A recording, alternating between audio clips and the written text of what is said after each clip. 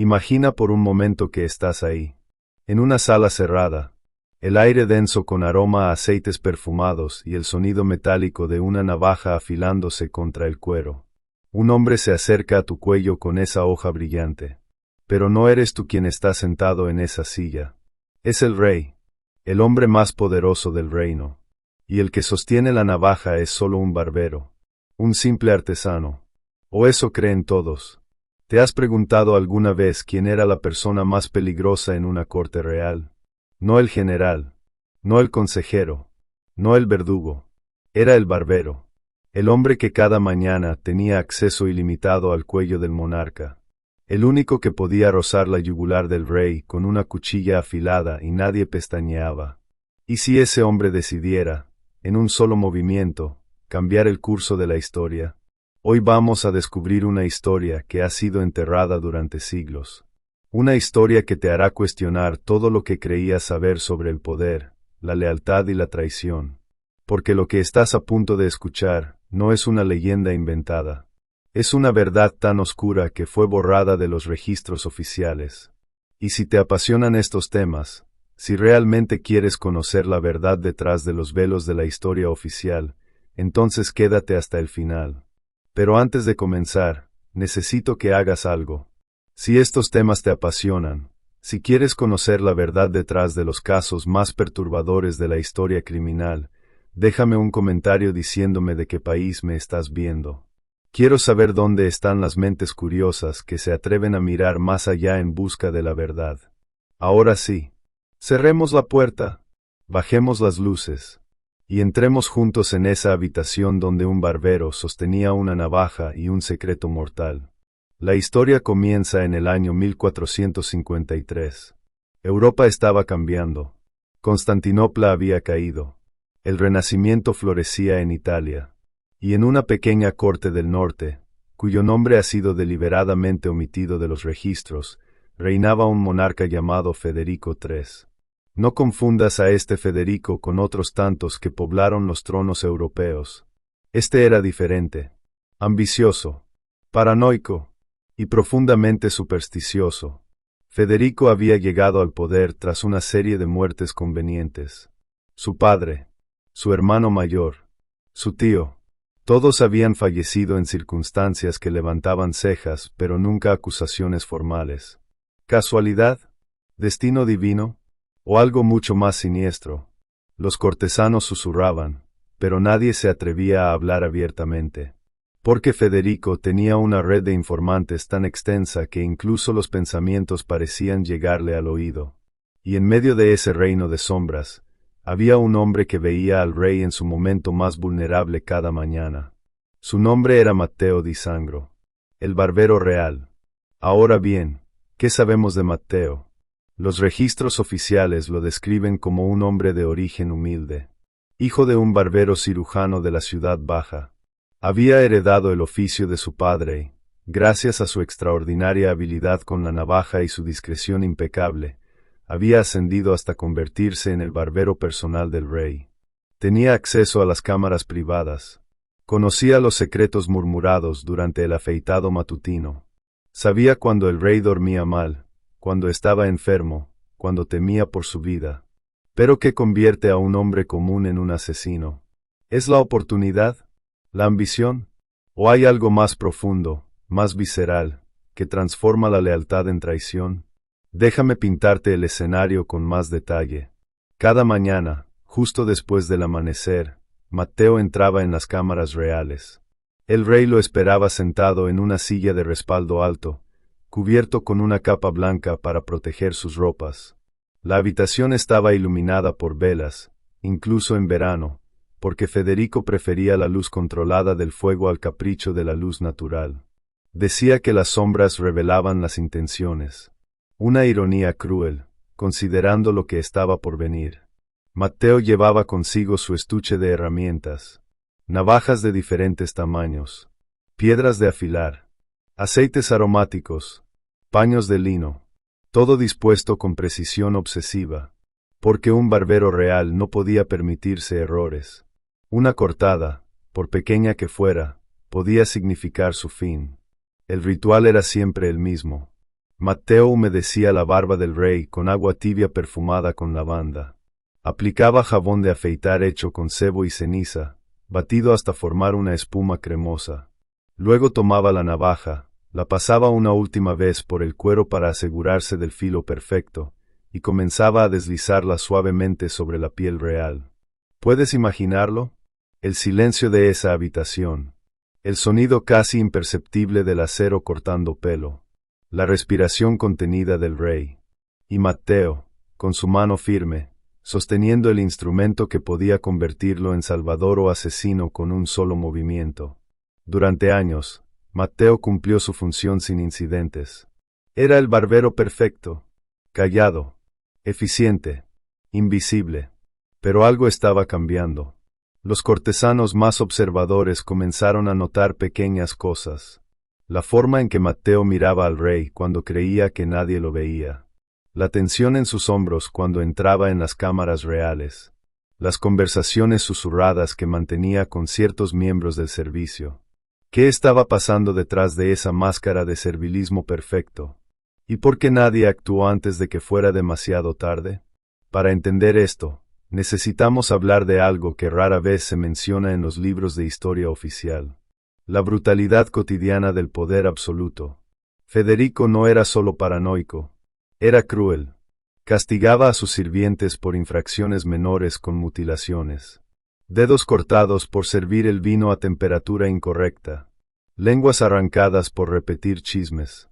Y cuando alguien lo traicionaba, o simplemente sospechaba de traición, las torturas eran tan creativas como prolongadas. Matteo había presenciado todo esto. No como espectador distante, sino como testigo obligado. Porque Federico disfrutaba contándole a su barbero los detalles de sus castigos mientras le afeitaban la barba. Como si quisiera recordarle constantemente quién tenía el poder. Como si dijera sin palabras, recuerda que tu vida pende de un hilo tan fino como el que separa mi cuello de tu navaja. Pero hay más. Algo que los documentos ocultan pero que podemos inferir de las piezas dispersas que sobrevivieron. Matteo tenía una hermana, Giovanna, una mujer hermosa que trabajaba en las cocinas reales. Y un día, Federico la notó. ¿Necesito explicarte lo que pasó después? En una corte donde el rey era ley absoluta, donde nadie podía negarle nada, ¿qué posibilidades tenía una simple cocinera de rechazar los avances del monarca? Giovanna fue llevada a las cámaras reales. Y cuando regresó, según cuentan los fragmentos de testimonios que sobrevivieron, ya no era la misma. Algo se había roto dentro de ella. Matteo sabía. Claro que sabía. ¿Pero qué podía hacer? Protestar significaba muerte. Venganza significaba muerte para toda su familia. Así que guardó silencio. Siguió afilando su navaja. Siguió afeitando al rey cada mañana. Pero algo había cambiado en sus ojos. Los cortesanos más astutos empezaron a alejarse de Matteo. Como si pudieran oler la traición antes de que se materializara. Como si supieran que un hombre puede soportar muchas cosas, pero hay líneas que, una vez cruzadas, transforman la lealtad en algo completamente diferente. ¿Y el rey? Federico no notaba nada. O quizás simplemente no le importaba. Porque en su mente, Matteo era solo eso, un barbero. Una herramienta, tan reemplazable como una navaja desafilada. Pero las navajas desafiladas pueden afilarse. Y los hombres rotos pueden reconstruirse con propósitos muy específicos. Fue en otoño de 1461 cuando las cosas comenzaron a acelerarse. El reino enfrentaba amenazas externas. Invasores del este presionaban las fronteras. Y Federico necesitaba aliados. Necesitaba mostrar fuerza. Así que comenzó a planear una gran ceremonia. Una coronación renovada. Un espectáculo de poder para intimidar a sus enemigos y asegurar la lealtad de sus vasallos. La fecha se fijó para el solsticio de invierno. El día más corto del año. Cuando la oscuridad dominaba y la luz era solo una promesa frágil. Una metáfora perfecta para lo que estaba por venir. Durante las semanas previas a la ceremonia, el castillo se llenó de nobles de todo el reino. Llegaron con sus comitivas, sus regalos, sus sonrisas falsas y sus puñales ocultos. Porque así funcionaba el poder en esa época. Todo el mundo sonreía. Todo el mundo juraba lealtad. Y todo el mundo esperaba la oportunidad perfecta para clavar el cuchillo. Matteo seguía cumpliendo con sus deberes. Pero ahora tenía acceso a algo más que las cámaras del rey. Tenía acceso a los chismes de cocina, a las conversaciones de los guardias, a los planes susurrados en los pasillos. Y silenciosamente, metódicamente, comenzó a tejer una red. ¿Pero una red para qué? ¿Para escapar? ¿Para vengarse? ¿O para algo mucho más audaz? Aquí es donde la historia se vuelve verdaderamente fascinante. Porque Matteo no actuó solo. No podía. Un barbero, por muy cercano que estuviera al rey, no tenía el poder ni los recursos para ejecutar lo que estaba planeando. Necesitaba aliados. Y los encontró en los lugares más inesperados. Primero estaba el capitán de la Guardia Nocturna, un hombre llamado Roberto, veterano de múltiples guerras, con cicatrices que contaban historias que su boca nunca compartiría. Roberto había servido fielmente al padre de Federico, y había visto cómo el joven príncipe se transformaba en el tirano que ahora ocupaba el trono. Roberto no era un hombre de grandes palabras, pero cuando Matteo se le acercó una noche en las caballerizas, con una propuesta que podría significar muerte para ambos, Roberto simplemente asintió. Porque algunos hombres reconocen la justicia incluso cuando viene disfrazada de traición. Luego estaba el confesor real, Padre Tomás, un sacerdote que había escuchado tantas confesiones de Federico que su fe se había agrietado como porcelana antigua. Padre Tomás sabía cosas que harían temblar los cimientos de la iglesia. Sabía de los asesinatos, de las torturas, de los pecados tan oscuros que ni siquiera la absolución parecía suficiente. Y cuando Matteo le confió sus planes, el padre no lo denunció. En cambio, murmuró una bendición que sonaba más a permiso que a protección. Y finalmente estaba alguien inesperado. La propia esposa del rey. La reina Leonora. Ahora, esto puede sorprenderte. ¿Por qué una reina conspiría contra su propio esposo? La respuesta es tan vieja como el poder mismo. Leonora había sido prometida a Federico cuando tenía 14 años. No por amor, no por elección, sino por alianzas políticas y territorios disputados. Durante años había soportado los abusos de su marido, las humillaciones públicas, las amantes exhibidas abiertamente. Y algo peor, mucho peor, que los registros apenas susurran pero que podemos inferir de las cartas que sobrevivieron, había perdido 3 embarazos. Y había rumores, nunca confirmados pero persistentes, de que esas pérdidas no habían sido accidentes. Leonora era inteligente, educada, y absolutamente letal cuando necesitaba hacerlo. Cuando Matteo se le acercó, no fue él quien hizo la propuesta, fue ella quien lo reclutó. Porque llevaba años esperando el momento perfecto, y en el barbero que afeitaba a su marido cada mañana, había encontrado el arma perfecta. Entonces, ¿qué estaba pasando realmente? ¿Era esto una conspiración para matar al rey? ¿O había algo más complejo, más elaborado, desarrollándose en las sombras del castillo? La respuesta te sorprenderá, porque lo que Matteo y sus aliados estaban planeando no era simplemente un asesinato. Era algo que requería precisión quirúrgica, timing perfecto y una comprensión profunda de cómo funcionaba el poder en esa corte. El plan era este: durante la ceremonia de coronación renovada, en el momento exacto en que Federico se arrodillara ante el altar para recibir la bendición del arzobispo, Matteo estaría allí. No para afeitarlo, obviamente, sino para un ritual diferente. Porque parte de la ceremonia incluía un acto simbólico donde el barbero real recortaba un mechón de cabello del monarca como ofrenda a Dios. Un acto de humildad, de reconocimiento de que incluso los reyes están sujetos a poder superior. Y en ese momento, con todo el reino observando, con nobles y guardias y sacerdotes presentes, Matteo ejecutaría su plan. Pero aquí está lo brillante, lo absolutamente diabólico del plan. No iba a matar al rey en ese momento. Eso hubiera sido demasiado obvio, demasiado arriesgado.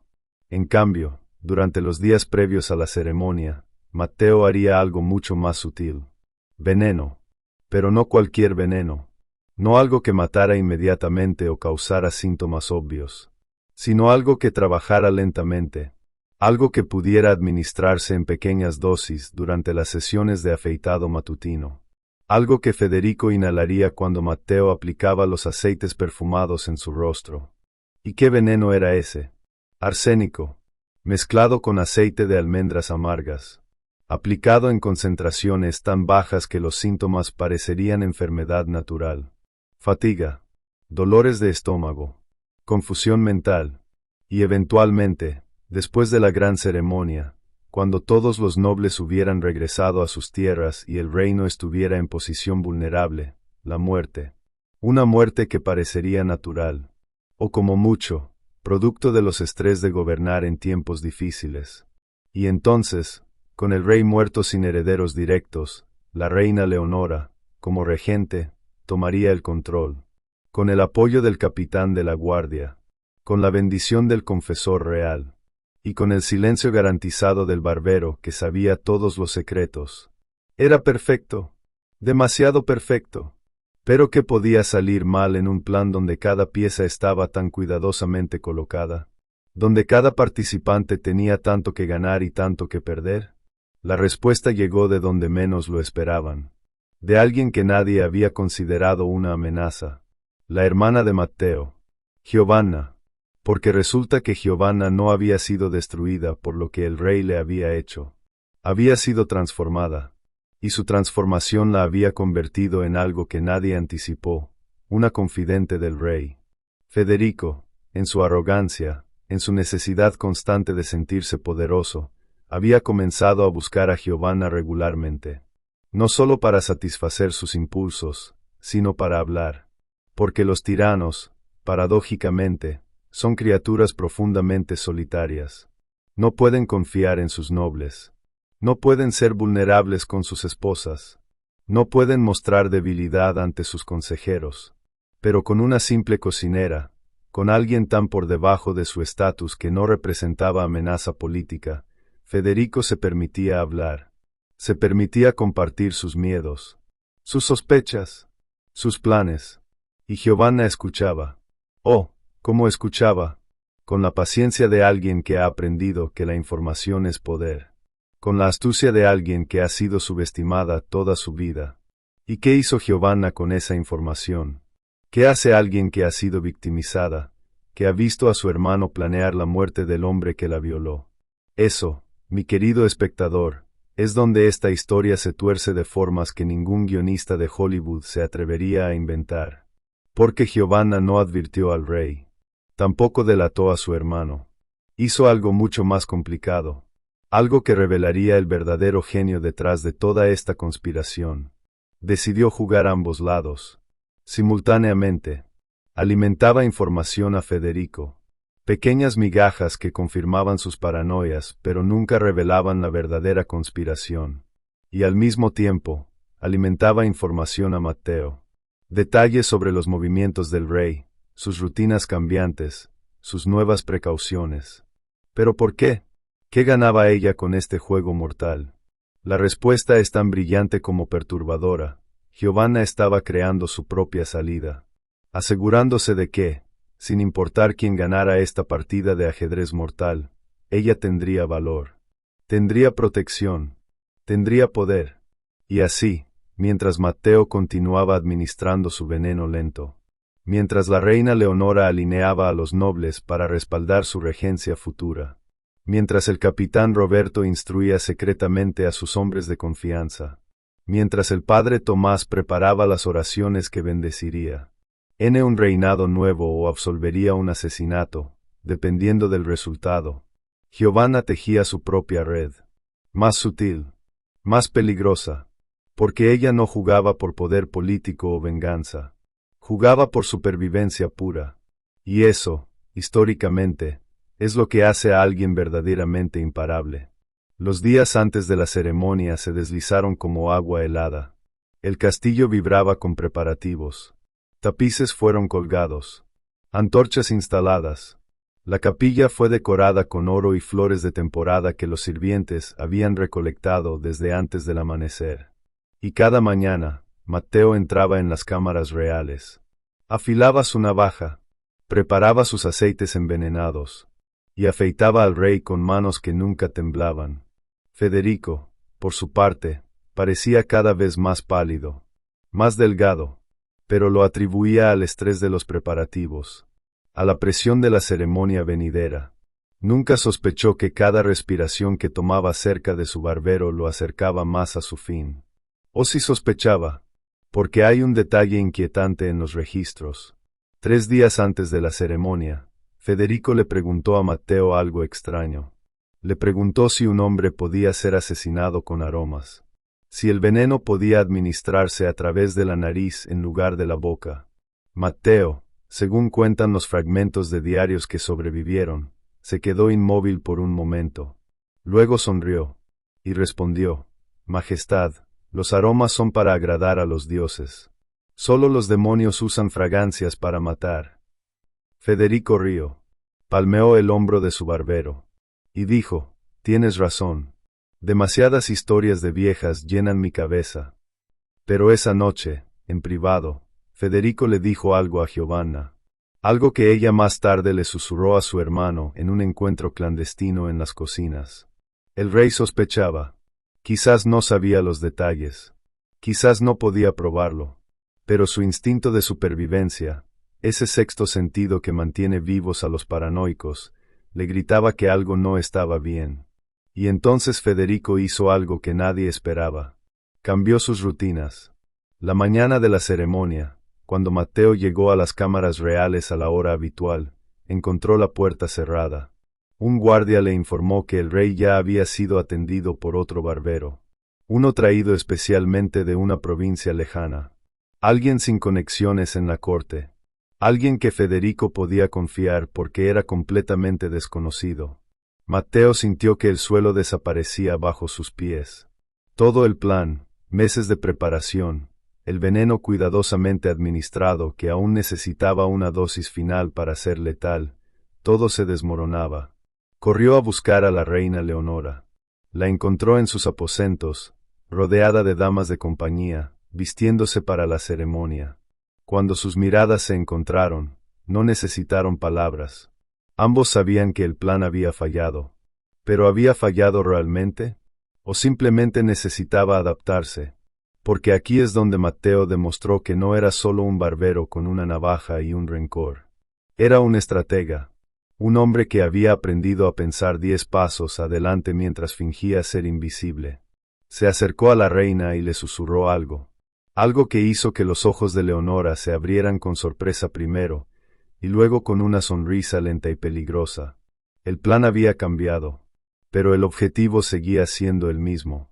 Y así llegamos al momento de la ceremonia, al momento que determinaría el destino de todos los involucrados. La capilla estaba llena hasta rebosar. Nobles con sus mejores galas, guardias en formación perfecta, sacerdotes con incienso humeante, y en el altar, esperando, el arzobispo con la corona renovada sobre un cojín de terciopelo. Federico entró con la pompa que correspondía a un rey. Caminó por el pasillo central mientras el coro cantaba himnos en latín. Sus ropas eran de púrpura y oro. Su rostro, a pesar de la palidez causada por el veneno que llevaba semanas consumiendo, mostraba la arrogancia del poder absoluto. Llegó al altar. Se arrodilló. Inclinó la cabeza. Y entonces, como dictaba el ritual, el barbero debía acercarse para el corte ceremonial del mechón de cabello. Pero no era Matteo quien se acercó. Era el nuevo barbero. El desconocido. El que supuestamente Federico podía confiar. El desconocido abrió su estuche. Sacó las tijeras ceremoniales. Se acercó al rey arrodillado. Y en ese momento, justo antes de que las tijeras tocaran el cabello real, algo extraordinario sucedió. El nuevo barbero, el desconocido, el hombre que supuestamente era la salvación de Federico contra la conspiración, dejó caer las tijeras, y en su lugar, sacó una daga. La capilla entera pareció contener la respiración. Los guardias se movieron, pero demasiado tarde, porque el barbero desconocido no era barbero en absoluto. Era el hermano del capitán Roberto. Un hombre que había perdido a su familia entera cuando Federico incendió una aldea sospechosa de traición años atrás. Un hombre que Roberto había mantenido escondido, entrenado, preparado para un momento exactamente como este. La daga descendió. Pero aquí, justo aquí, necesito que te detengas conmigo. Porque lo que pasó en ese instante, ese fragmento de segundo donde el acero descendía hacia el cuello expuesto de un rey, determinó no solo el destino de un hombre, sino el curso de un reino entero. Y para entender realmente lo que sucedió, para desentrañar el genio diabólico detrás de esta conspiración dentro de una conspiración dentro de otra conspiración, necesitas la segunda parte de esta historia, porque lo que acabo de contarte es solo el principio, el escenario que se preparó, los jugadores que tomaron sus posiciones, pero la verdad real de lo que sucedió en esa capilla, de quien realmente mató al rey y por qué, de cómo Matteo y su navaja jugaron el rol final, de lo que le pasó a Giovanna y sus dobles juegos, de cómo la reina Leonora ejecutó el movimiento final. Eso viene en la parte 2. Y te prometo, absolutamente te prometo, que nada de lo que has imaginado hasta ahora se acerca a lo que realmente pasó. Así que si has llegado hasta aquí, si esta historia te ha atrapado tanto como a mí cuando la descubrí entre documentos olvidados y testimonios fragmentados, entonces déjame un like. No por números, sino porque reconoces que estas historias necesitan ser contadas. Que la verdad, por oscura que sea, merece ser conocida. Comparte este video con alguien que ame los misterios históricos, que disfrute desenredando conspiraciones, que entienda que el poder siempre ha sido un juego mortal jugado en las sombras. Y déjame un comentario. Cuéntame de qué país me estás viendo. Y si puedes, dime, ¿quién crees que realmente mató al rey? ¿Matteo con su veneno lento? ¿El falso barbero con su daga?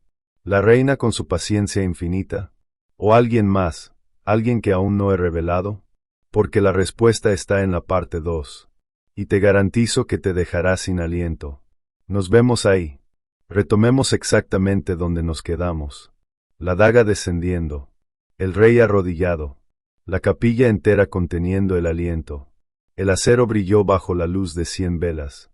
Y entonces, se detuvo, a 1 centímetro del cuello de Federico, porque en ese instante preciso, el capitán Roberto gritó una orden. Sus guardias se lanzaron sobre el falso barbero. Lo derribaron.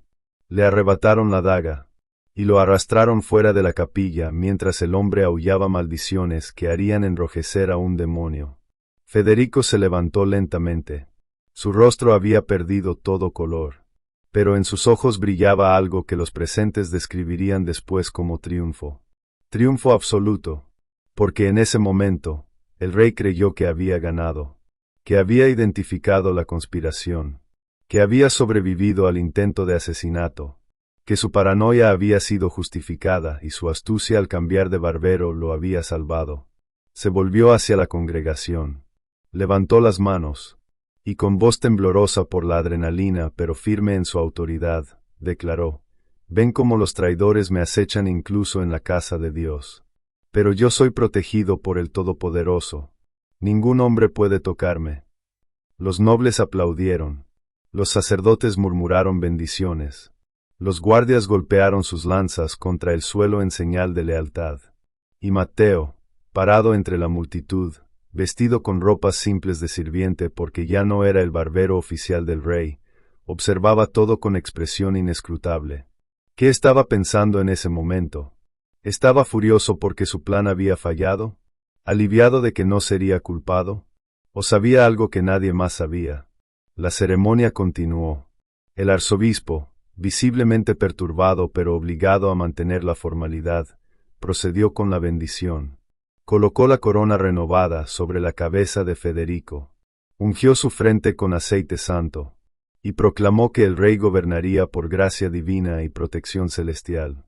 Federico se levantó como monarca renovado, saludó a su pueblo, recibió los juramentos de lealtad de sus nobles, y declaró que esa noche habría un banquete como ningún otro en la historia del reino. Una celebración no solo de su coronación, sino de su supervivencia milagrosa. Y mientras los preparativos para el festín comenzaban, Mientras el castillo entero se movía en frenética actividad, 3 personas se reunieron en secreto en un lugar inesperado, la celda donde habían encerrado al falso barbero. Esas 3 personas eran Matteo, la reina Leonora y el padre Tomás. El prisionero, golpeado y encadenado, levantó la mirada cuando entraron. Y entonces hizo algo extraño. Sonrió. ¿Funcionó?, preguntó con voz ronca. Matteo asintió lentamente. Perfectamente. ¿Funcionó? ¿Perfectamente? ¿De qué diablos estaban hablando? ¿El intento de asesinato había sido parte del plan? El fracaso había sido en realidad el éxito. Leonora se acercó a las barras de la celda. Su vestido ceremonial susurraba contra la piedra húmeda. Matías, dijo suavemente, usando el nombre real del prisionero, has servido a tu reino más de lo que nadie sabrá jamás. Tu hermano está orgulloso. El hombre, Matías, hermano del capitán Roberto, asintió. ¿Cuánto tiempo debo permanecer aquí? 3 días, respondió el padre Tomás. Luego simularemos tu ejecución. Pero en realidad, saldrás por los túneles bajo el calabozo. Habrá un caballo esperándote. Dinero suficiente para comenzar una nueva vida en cualquier reino vecino.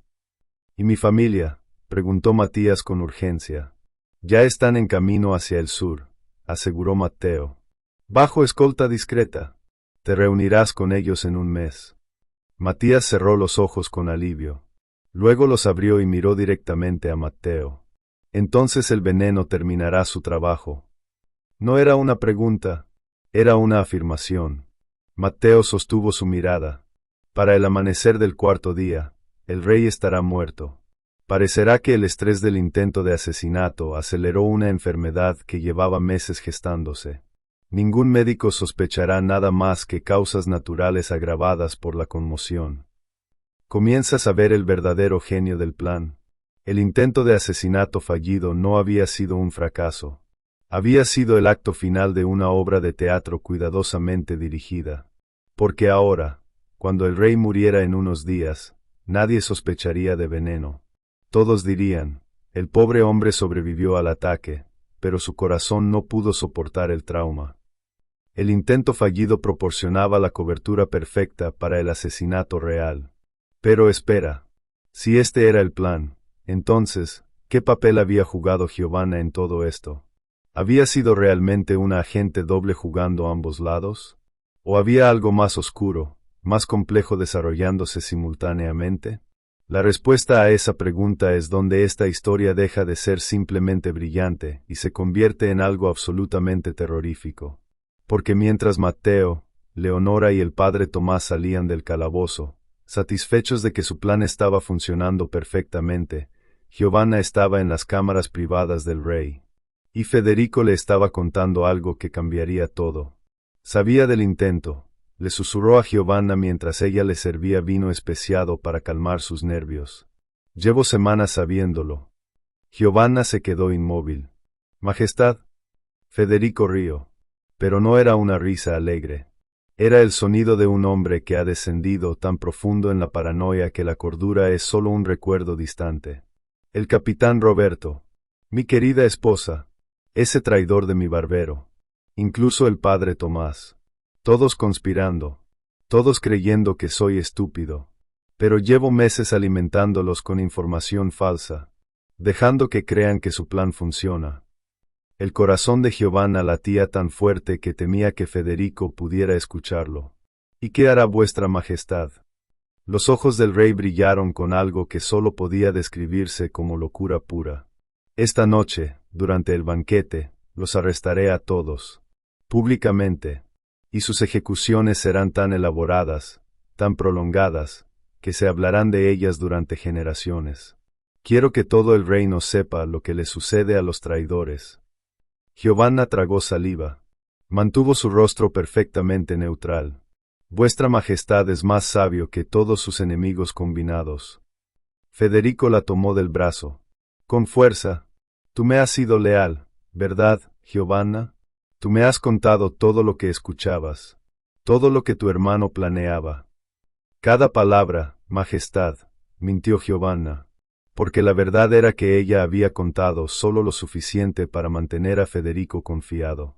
Solo lo suficiente para que él creyera que controlaba la situación. Pero nunca, jamás, le había revelado el verdadero alcance de la conspiración.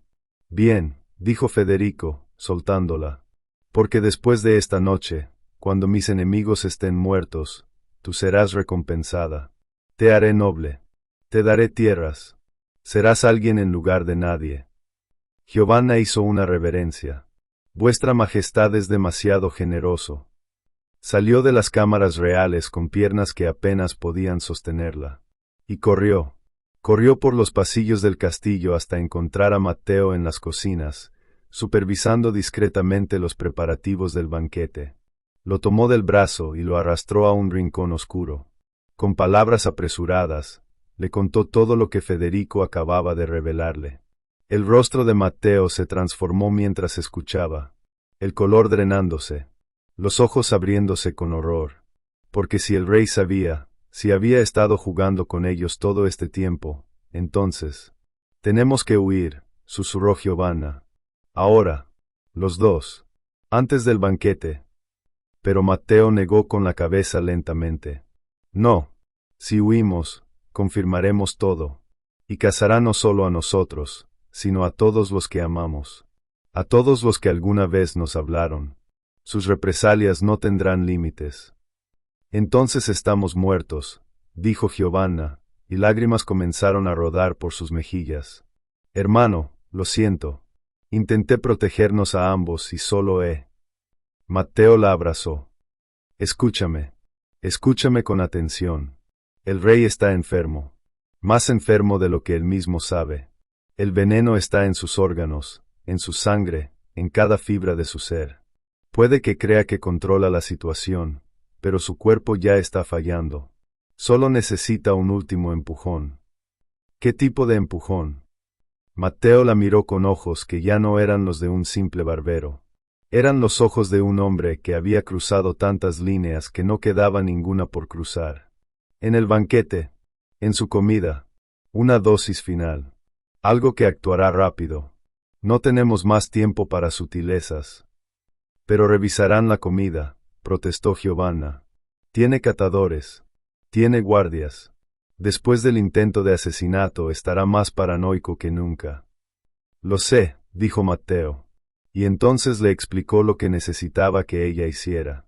Y cuando terminó de explicar, cuando Giovanna entendió el rol que tendría que jugar, el riesgo mortal que tendría que tomar, se quedó en silencio por un largo momento. Luego asintió. Una sola vez. Firme.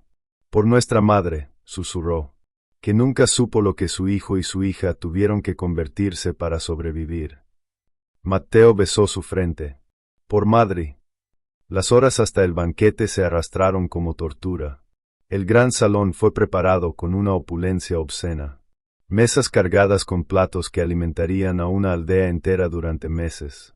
Vino que costaba más que una casa. Entretenimiento que incluía músicos, malabaristas, e incluso un enano que fue obligado a actuar de forma humillante para diversión de los nobles. Federico entró al salón como el conquistador que creía ser. Se sentó en su trono elevado al final de la mesa principal. A su derecha, la reina Leonora, con una sonrisa perfectamente practicada ocultando el veneno en su corazón. A su izquierda, el arzobispo, bendiciendo una comida que más parecía un pecado que una celebración. Los nobles llenaron sus asientos. Los guardias tomaron posiciones estratégicas. Y el capitán Roberto, sin saber que el rey planeaba su arresto inminente, supervisaba la seguridad con profesionalismo perfecto. Matteo estaba entre los sirvientes. Invisible. Como siempre había sido. Como había aprendido a ser durante años de servir a hombres que lo veían como mueble más que como persona. Y Giovanna estaba en las cocinas, preparándose para el momento que la convertiría en heroína o mártir, dependiendo de cómo jugara los próximos minutos. El primer plato fue servido. Jabalí asado con miel. El catador del rey probó primero. Esperaron los minutos reglamentarios. El hombre no mostró síntomas. Federico comió con el apetito de alguien que creía haber vencido a la muerte misma. El segundo plato. Pescado en salsa de azafrán. Mismo ritual. El catador probó. Esperaron. Federico devoró. Y entonces llegó el momento del plato principal. El pato real. El plato que solo el monarca comería porque estaba preparado específicamente para sus gustos peculiares. Un plato que ningún catador probaría porque era único, personal, intransferible. Giovanna salió de las cocinas llevando la bandeja. Caminó por el gran salón con pasos medidos. Todas las miradas sobre ella porque era inusual que una simple cocinera sirviera al rey directamente. Usualmente eran los mayordomos de confianza quienes hacían esto. Pero Federico había solicitado específicamente que fuera Giovanna. ¿Por qué? Quizás para humillarla públicamente, para mostrar su poder sobre ella, para recordarle a todos que incluso las mujeres que había usado le servían con gratitud. O quizás, pensó Giovanna mientras se acercaba, porque en su arrogancia creía que ella era la única en quien podía confiar completamente. Oh, la ironía mortal de esa confianza. Llegó al trono. Hizo una reverencia profunda, y colocó el plato frente al rey. Federico miró la comida. Luego miró a Giovanna. «Huele delicioso», dijo. Su voz llevaba un tono juguetón. «Casi coqueto. Lo preparaste tú misma». «Cada ingrediente seleccionado personalmente, Majestad», respondió Giovanna. Su voz no temblaba. Sus manos no se movían. Era una actuación digna de la corte más teatral de Europa. «Bien», dijo Federico. Tomó su cuchillo. Cortó un trozo del pato. Se lo llevó a la boca. Y en ese momento, justo antes de que tragara, la reina Leonora hizo algo extraordinario. Dejó caer su copa de vino. El sonido del cristal rompiéndose contra el suelo de piedra resonó por todo el salón. El vino tinto se derramó como sangre. Todos voltearon a mirar, incluido Federico. Y en ese segundo de distracción, Giovanna hizo algo que requería nervios de acero absoluto. Se inclinó como para recoger los fragmentos de cristal cercanos a la mesa real. Y con un movimiento tan rápido que nadie lo vio, intercambió el cuchillo del rey por uno idéntico que llevaba escondido en su manga. Un cuchillo cuya hoja había sido cuidadosamente tratada con una sustancia que Mateo había preparado. Una toxina absorbida a través del contacto con saliva. Indetectable, inodora, y absolutamente letal cuando se combina con meses de envenenamiento por arsénico. Federico masticó, tragó, usó el cuchillo envenenado para cortar otro trozo. Se lo llevó a la boca. La saliva hizo contacto con el metal tratado. Y la reacción química comenzó. ¿Entiendes la perfección diabólica de esto? No era el pato lo que mataría al rey. Era su propio cuchillo, su propia saliva, su propio cuerpo volviéndose contra él porque había sido preparado durante meses para este momento exacto. El banquete continuó. Federico comió y bebió. Conversó y rió. Incluso hizo un brindis por su supervivencia milagrosa y por la justicia que pronto caería sobre los traidores. Los conspiradores intercambiaron miradas discretas. Todos esperando, todos preguntándose si funcionaría. Y entonces, aproximadamente 20 minutos después del primer contacto con el cuchillo envenenado, Federico se detuvo a mitad de una frase. Su mano fue a su pecho. Su rostro, ya pálido por meses de envenenamiento, se volvió gris ceniza. «Majestad», dijo el arzobispo con alarma. «¿Os sentís bien?» Federico intentó responder. Pero no salieron palabras, solo un sonido estrangulado. Sus ojos se abrieron con terror, porque en ese momento, quizás por primera vez en su vida, Federico entendió que había algo que no podía controlar, algo que ninguna cantidad de poder o crueldad podía detener. La muerte. Se levantó tambaleándose. Los guardias corrieron hacia él. Los médicos fueron llamados a gritos. La reina Leonora se levantó, su rostro mostrando exactamente la cantidad correcta de preocupación genuina mezclada con horror. Federico cayó. Su cuerpo convulsionó. Sangre comenzó a brotar de su nariz, de su boca. Los médicos llegaron, pero no había nada que pudieran hacer. Porque este no era solo el efecto del veneno de contacto en el cuchillo. Era la culminación de meses de daño interno acumulado. El empujón final que hizo que órganos ya comprometidos simplemente dejaran de funcionar. El rey de este reino sin nombre, el tirano que había gobernado con puño de hierro y corazón de piedra, murió en el suelo de su propio salón de banquetes, rodeado por nobles que secretamente lo odiaban, observado por guardias que lo temían más que lo respetaban, y con su esposa de pie sobre él, mirando hacia abajo con ojos que no derramaban ni una lágrima. Los minutos que siguieron fueron caos controlado. Los médicos declararon que el estrés del intento de asesinato anterior había sido demasiado para un corazón ya debilitado. Nadie mencionó veneno porque los síntomas eran consistentes con fallo cardíaco. Nadie sospechó ¿por qué sospecharían? El intento de asesinato había sido detenido. Los conspiradores supuestamente identificados. No había razón para pensar que un plan diferente, más sutil, más perfecto, había estado desarrollándose todo el tiempo. La reina Leonora, con voz temblorosa pero firme, tomó el control.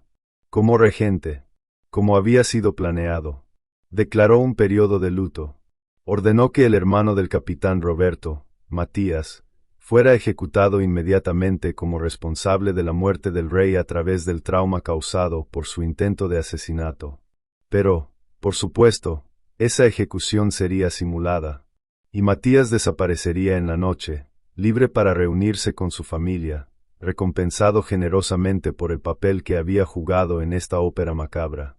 El capitán Roberto continuó como jefe de la guardia, el padre Tomás como confesor real, y Mateo fue restaurado como barbero de la corte, porque, después de todo, la nueva regente necesitaría un barbero. ¿Y quién mejor que alguien de confianza absoluta? En cuanto a Giovanna, ella recibió exactamente lo que Federico le había prometido. Tierras, título de noble menor, riqueza suficiente para vivir cómodamente el resto de su vida. La reina Leonora se aseguró de eso, porque Giovanna no solo había sido crucial en el asesinato del rey, había sido la única que tuvo el coraje de arriesgarlo todo en el momento final. Y así, un tirano cayó, no a través de un golpe dramático en una batalla, no a través de una revuelta popular, sino a través de la paciencia infinita de personas que aprendieron a ser invisibles. A través de la precisión quirúrgica de un barbero que entendía que a veces el arma más mortal no es la que todos pueden ver, sino la que nadie nota. ¿Pero esta es realmente una historia de justicia? ¿O es simplemente una historia de venganza bien ejecutada? Déjame contarte lo que pasó después, porque aquí es donde la historia se vuelve verdaderamente inquietante. La reina Leonora gobernó como regente durante 5 años. Su reinado fue marcado por reformas progresivas. Abolió muchas de las torturas que Federico había institucionalizado. Estableció cortes de justicia más equitativas. Abrió las fronteras al comercio. El reino prosperó como nunca antes. Pero había un secreto que ella guardaba celosamente. Estaba embarazada cuando Federico murió. No de él, sino de otro hombre. Un hombre que había sido su amante secreto durante años. Y cuando ese niño nació, fue presentado como el heredero póstumo de Federico, el hijo milagroso concebido justo antes de la muerte del rey. Nadie cuestionó esto, porque cuestionar significaba cuestionar a la regente. Y después de lo que había pasado con Federico, nadie quería arriesgarse a la ira de los poderosos. Mateo continuó como barbero de la corte, pero algo había cambiado en él. Los sirvientes notaban cómo sus manos temblaban a veces cuando afilaba sus navajas, cómo evitaba los espejos, cómo bebía cada noche hasta caer dormido, como tratando de ahogar memorias que no lo dejaban en paz. Porque resulta que matar a un hombre, incluso a un tirano, incluso con la justificación más perfecta, deja marcas en el alma, marcas que ninguna cantidad de racionalización puede borrar. 5 años después de la muerte de Federico, Mateo fue encontrado muerto en su habitación. Oficialmente, fue declarado un paro cardíaco, pero aquellos que prepararon su cuerpo para el entierro notaron algo extraño. Cortes precisos en sus muñecas. Cortes hechos con la habilidad de alguien que conocía exactamente dónde cortar para que el sangrado fuera rápido e indoloro. Cortes hechos por un maestro barbero. ¿Se suicidó? ¿O fue asesinado porque sabía demasiado? Nadie lo sabrá jamás. Porque esa es la naturaleza del poder. Una vez que sirves tu propósito, una vez que eres más riesgo que beneficio, el poder tiene formas de deshacerse de los cabos sueltos. Giovanna vivió hasta vieja edad. Nunca se casó. Nunca habló de lo que había sucedido en esa noche de banquete.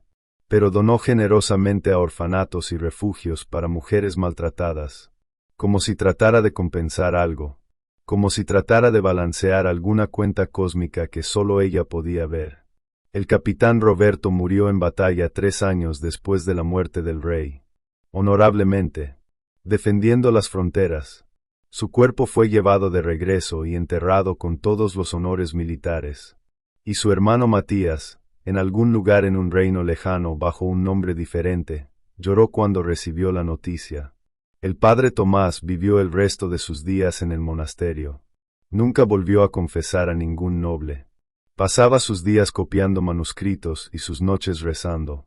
Algunos monjes que vivieron con él dijeron que lo escuchaban llorar a veces. Llorar y murmurar palabras que sonaban como súplicas de perdón.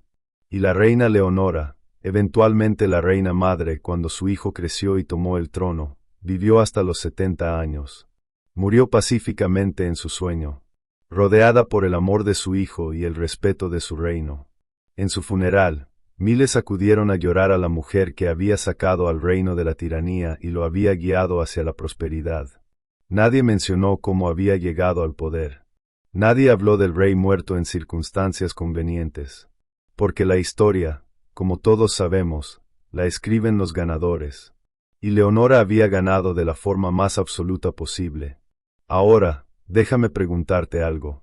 Después de escuchar toda esta historia, después de conocer cada giro, cada conspiración, cada acto de traición y venganza, ¿quién era el verdadero villano? ¿Federico, el tirano que abusaba de su poder y aterrorizaba a todos a su alrededor? ¿O los conspiradores que lo asesinaron, no importa cuán justificadas fueran sus razones? ¿Es justicia cuando el asesinato viene disfrazado de accidente? ¿O sigue siendo asesinato sin importar qué? Y aquí está la pregunta más inquietante de todas. ¿Cuántos gobernantes a lo largo de la historia han muerto de formas similares? ¿Cuántas muertes naturales han sido en realidad asesinatos tan perfectamente ejecutados que nunca fueron detectados?